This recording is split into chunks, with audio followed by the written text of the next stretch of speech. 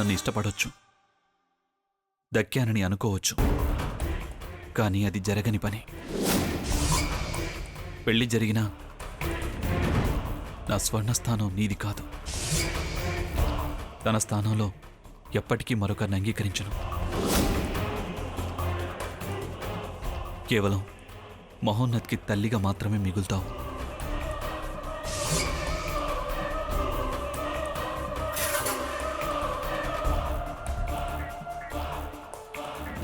వీడి తల్లినయ్యాక నీ ఆలినెందుకు కాను?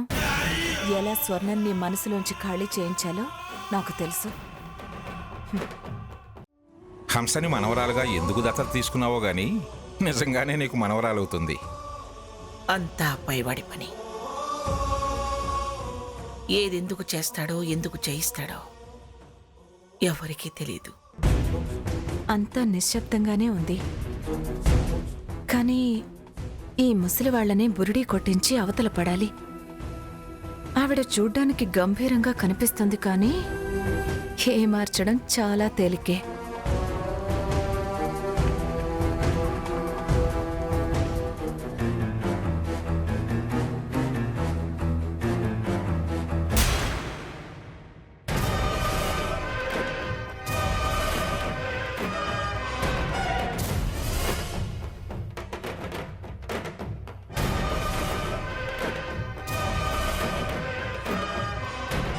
హంస, ఆ, ఎక్కడికి బయలుదేరావు?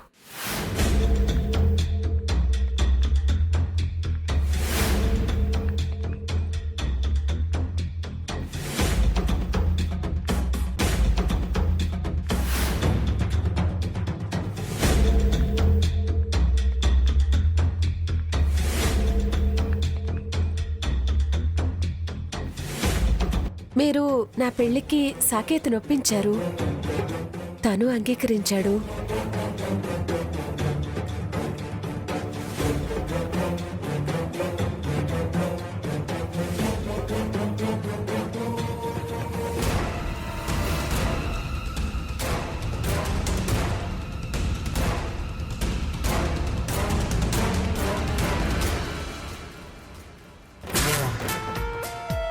తన స్థానంలోకి నేను వెళ్ళబోతున్నాను. ఈ పెళ్లికి ఏ ఆటంకాలు జరగనివ్వద్దని, నాకంతా మంచి జరగాలని, మన కుటుంబానికి మంచి జరగాలని, ఎవ్వరికీ ఏ కష్టం రాకూడదని, అందరూ సుఖశాంతులతో హ్యాపీగా ఉండాలని, ఈ కోట ఎప్పుడు కళకళ్లాడుతూ నిండుగా ఉండాలని, అమ్మవారికి 1116 పుష్పాలతో పూలాభిషేకం చేయిద్దామని గుడికి బయలుదేరానమ్మమ్మ. అమ్మ, అలాంటి వాళ్ళది నిజమైన ప్రేమ కాదు, అది వ్యామోహం. ఎగ్జాక్ట్లీ చిన్నత్త, నిజంగా ప్రేమించుకున్న వాళ్ళు అలా చేయరు. ఎంత మనసు విరిగిపోతే కన్న కూతుర్ని పట్టుకొని మా దృష్టిలో చచ్చిపోయా ఉంటుందా తల్లి? అది సరే అమ్మ, తన కూతురుతో తన మాట అనేటప్పుడు ఆమె మాటల్లో వ్యథ, కళ్ళల్లో బాధ గమనించావమ్మా? పెద్దబాబుకు బర్త్డే విషెస్ చెప్పు కూడా వెళ్ళాం కదా. ఊరికే ఎలా కాలిపోతుంది? మంట పెడితేనో పడితేనో తగలబడుతుంది.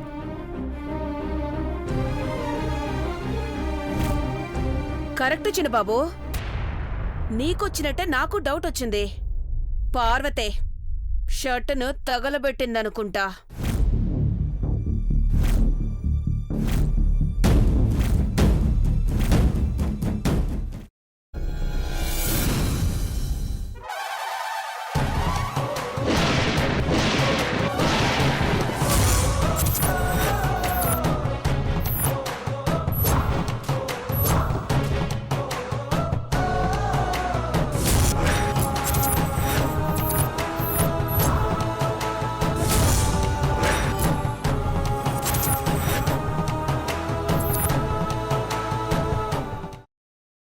తర్వాత పొట్టు తీసేసి చాప్ చేసి పక్కన పెట్టుకోవాలి.